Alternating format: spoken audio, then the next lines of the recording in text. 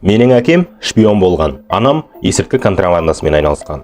Олар мені 6 жасымда тастап кетті.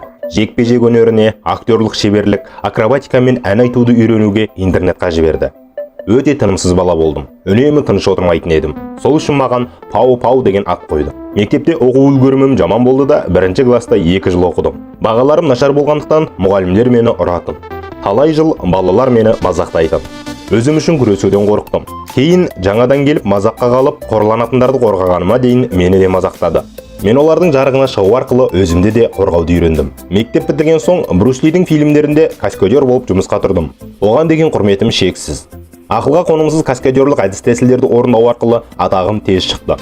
Брюс Ли қайтыс болғаннан кейін мен кунг-фу жайлы бірнеше атыс-шабыс фильмдерде басты рөлді ойнадым.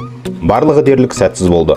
Себебі Брюс Лидің деңгейіндегі төбелес өнерін бойымнан шығара алмадым. Осындай сәтсіздіктен кейін Гонконгтан кетіп қалдым. Австралияға барып құрылыста жұмыс істедім. Бірақ бәрібір де арманымды еш ұмытқан емеспін. Болған жағдайлардың сізді басқаруына мұрша бермеңіз. Әр жағдайды өзіңіз бақылап, иелік етіңіз. Мен киноға комедия мен шығыс жекпе-жегін қосып, жаңа жанрмен келдім.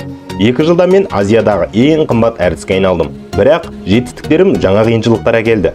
Жақын адамдарым $1 миллион үшін мені лақтырып кетті. Өзіммен бірге үнемі қару алып жүруге тура келді. Себебі ақшамды тартып алғысы келген қылмыскерлерден қорғануым керек. Ақыры менің алғашқы фильмімнен соң 34 жыл өткенде Бронкстегі бөлініс фильмім Голливудтың хиті болды. Жасым 42-де еді. 50 жылда 100-ден астам фильм жасадым. Денемдегі әр сүйегім кемі 1 реттен сынды. Каскадерлік тәсілдер тірі әртіс болып орындаудан әлемдік рекорд орнаттым. Бірде ұшақтан ұшып бара жатып, сәл төмендеу әуе шарының үстіне секірдім. 7 тілде еркін сөйлеймін. Классикалық вокалдан ғылыми дәрежем бар. 20-дан артық ән альбомымды шығардым. 2 нәрседен дәрігердің уколы мен ел алдында сөйлеуден қатты қорқам.